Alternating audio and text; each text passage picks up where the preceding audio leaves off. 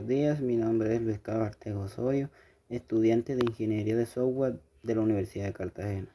En este video voy a explicar la segunda actividad de la ética titulada Código Moral y Absurdo de Albert Camus en la toma de decisiones en software.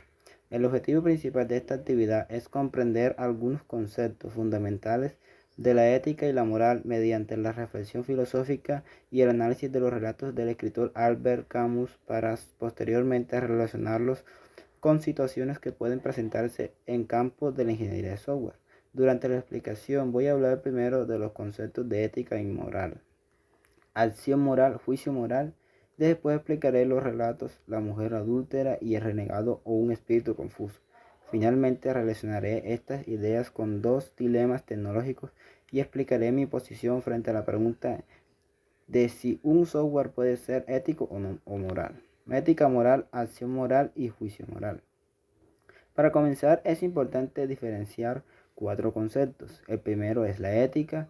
En el documento se entiende la ética como una reflexión filosófica sobre el sentimiento de las normas morales, es decir, la ética es consistente solamente en seguir reglas, sino también en preguntarnos por qué esas reglas existen y son correctas y qué consecuencias tienen nuestras acciones. Dentro de este concepto aparecen valores como la honestidad, la responsabilidad y la transparencia. El segundo concepto es la moral. La moral puede entenderse como un sistema de valores que existen dentro de una determinada comunidad. Por eso puede variar dependiendo de la cultura y los contextos sociales. Por ejemplo, una forma moral puede ser tratar a los demás como queremos ser tratados y actuar con honradez. El tercer concepto es la acción moral. Una acción moral es un acto que realizamos de manera intencional y de que puede generar consecuencias sobre nosotros mismos o sobre otras personas. Un ejemplo que aparece en el documento es ayudar a una persona que está siendo víctima de discriminación. Por último, tenemos el juicio moral. Este es el proceso mental mediante el cual evaluamos una situación o una acción, determinamos si la consideramos justa o injusta. Por ejemplo, podemos considerar injusto que una empresa rechace a una persona solamente por su género o por su color de piel sin tener en cuenta sus capacidades. Por lo tanto, estos cuatro conceptos se relacionan entre sí. La moral establece determinados valores y normas de la ética nos permite reflexionar sobre ellos. La acción moral representa lo que hacemos. El juicio moral nos permite evaluar nuestras decisiones. Primer relato, la mujer adúltera. Ahora voy a hablar del primer relato de Albert Camus titulado La mujer adúltera. Como personaje principal es Janine. Janine acompaña a su esposo Marcel en un viaje de negocios por el desierto argelino. Aunque aparentemente lleva una vida correcta de acuerdo con las consecuencias sociales, en su interior experimenta un profundo vacío existencial. Uno de los temas principales fue que analiza el documento en la relación entre moral y autenticidad. La moral puede entenderse como un conjunto de normas, valores y deberes que regulan nuestra conducta dentro de la sociedad. En cambio, la está relacionada con ser fiel a nosotros mismos, teniendo en cuenta nuestros actos, deseos y identidad personal. En este caso de Janine existe conflicto porque ella cumple las expectativas de su matrimonio y acompaña a Marcel en sus decisiones, aunque internamente no se siente completamente satisfecha por la vida que está llevando.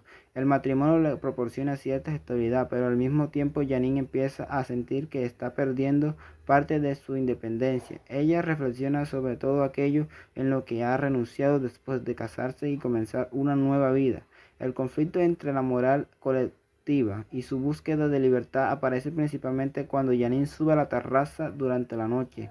En ese momento se siente cansada, incomodada y llega incluso a pensar en regresar a su pueblo natal. Sin embargo, cuando observa el desierto comienza a experimentar una sensación diferente. La contemplación del desierto produce que en ella cambie tanto físico como mental. Por eso el documento plantea que el verdadero conflicto de Janine no es sinceramente solamente matrimonial, sino que es un conflicto consigo misma. Ella está buscando una libertad que no había podido experimentar durante mucho tiempo. Janine comete una infidelidad. Muchas preguntan, pero yo, en mi opinión, pienso que no. Es determinar si cuando Janine escapa a la terraza se cometió una acción moral o infidelidad, o si por el contrario está relacionado con un acto de diversión personal. La interpretación que yo basé fue el que Janine no está cometiendo una infidelidad, aunque el título del relato puede llevarnos inmediatamente a pensar que ella engañaba a su esposo. Realmente a la situación es diferente. Janine no sube a la terraza para encontrarse con otro man, ni para engañar a Marcelo o a su marido. Lo que está haciendo es buscarse ella a sí misma porque no se encontraba. Una experiencia personal y principalmente espiritual. Ella intenta recuperar una parte de su verdadera personalidad, que sentía que había perdido. Por eso considero que su acción representa una formación de liberación personal. Más, la experiencia también genera una contradicción en Janine, porque cuando regresa comienza a llorar frente a Marcel. Esto demuestra que lo experimentó. Fue importante para ella, pero también todavía existe un conflicto interno entre su vida actual y aquello que realmente desea. Ahora vamos a hablar sobre el relato de renegado. El renegado o espíritu confuso. En este caso, el protagonista es un misionero católico que viaja a la ciudad bíblica de Taxna con el propósito de convertirse a los paganos al cristianismo. Sin embargo, es capturado, torturado y esclavizado. Como consecuencia de esta experiencia, su fe original comienza a destruirse y termina adorando el ídolo de sus opresores y deseando el mal absoluto. Aquí aparece un concepto muy importante: el peligroso del dogmatismo. El protagonista tiene inicialmente una moral religiosa muy rápida y considera que posee la verdadera y que las demás personas están equivocadas. El problema es que su moral está acompañada de una reflexión crítica, es decir, cree firmemente en determinadas ideas, pero no se permite cuestionarlas. Según el análisis realizado en mi documento, esta falta de pensamiento crítico resulta peligrosa para que pueda hacer que una persona termine justificando acciones que antes considera incorrectas. Después de sufrir tortura, el protagonista comienza a considerar que el mal representa el poder absoluto. Incluso llega a pensar que la persona mala puede permitirle dejar de ser esclavo. Así se produce una inversión de juicio moral. Anteriormente podía diferenciar entre el bien y el mal, pero después del trauma comienza a considerar que el mal es superior y presenta y poder. El dolor y el miedo y la humillación terminaron afectando profundamente su manera de pensar. Por eso, este relato nos muestra cómo el fanatismo, la ausencia de reflexión crítica pueden llevar a una persona a perder su capacidad para analizar normalmente sus propias decisiones y decidir y pensar que el mal es mejor que el bien. Luego, primer dilema de ingeniería de software. Después de analizar los relatos de Camus, la actividad nos relacionan con la ingeniería de software. El primer caso se denomina código como dogma. Está relacionado con el efecto de renegado. En caso, plantea que su desarrollo trabaja con una gran empresa tecnológica que utiliza algoritmos para captar la atención de niños de una red social.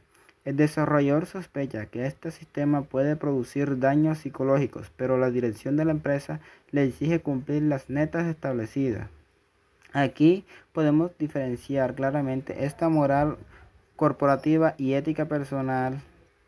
La moral corporativa está relacionada con las reglas, objetivos y normas establecidas por la empresa.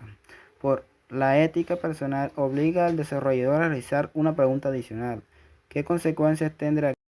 Por eso el desarrollador no debería limitarse a obtener órdenes. Debe analizar críticamente las consecuencias de la tecnología que está desarrollando.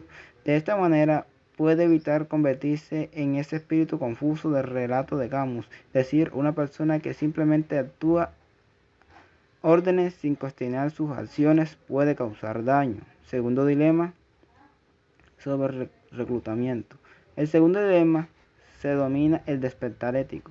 Aquí se plantea un sistema de reclutamiento que funciona técnicamente muy bien y tiene alta precisión. Sin embargo, los ingenieros descubren que el modelo discrimina sistemáticamente a mujeres debido a personales, datos históricos utilizando entrenarlos. En este caso, el modelo no tiene una moral propia, lo que hace aprender patrones presentantes en los datos. Por eso, si los datos históricos contienen discriminación, el sistema puede producir esos patrones. No deberemos desplegar el sistema sin antes corregir el problema. Debe revisar los datos, analizar las variables, verificar los requerimientos funcionales, no funcionales y realizar las pruebas necesarias antes de proponer el funcionamiento. Esto demuestra que un sistema puede funcionar correctamente desde el punto de vista técnico y del mismo tiempo generar consecuencias injustas desde el punto de vista ético. Finalmente, la actividad plantea es muy importante porque puede un software ser ético o moral. En estas características pertenecen exclusivamente el desarrollo del usuario. Mi posición, de acuerdo con lo que yo hice, es que un software no tiene la misma moral que una persona.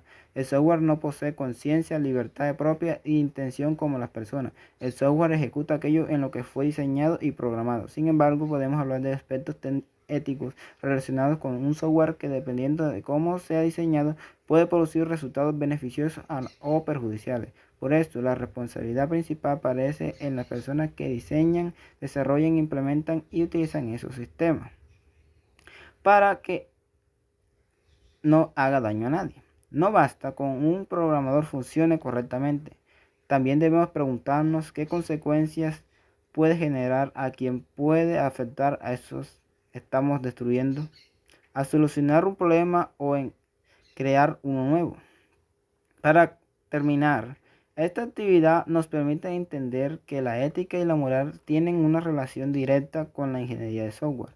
Los relatos de Albert Camus muestran diferentes situaciones relacionadas con la libertad, el dogmatismo, la intención, el juicio moral, las consecuencias de nuestras decisiones. Janine presenta una búsqueda de libertad y actualidad frente a las normas sociales que condicionan su vida. Por otro lado, el renegado muestra sus peligros a una moral rígida, sin reflexión crítica, como un trauma. El fanatismo puede transformar el juicio moral a una persona. Cuando llevamos estas ideas a campo de la tecnología, podemos observar que los desarrollos también enfrentan decisiones éticas. Debemos cuestionar las órdenes cuando pueden causar daño.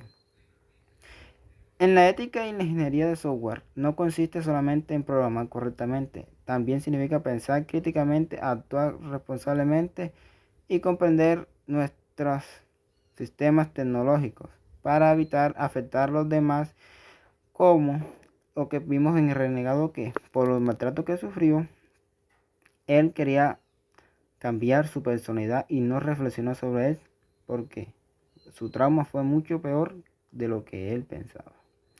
Sin más que decir, esto fue todo. Que pasen bien.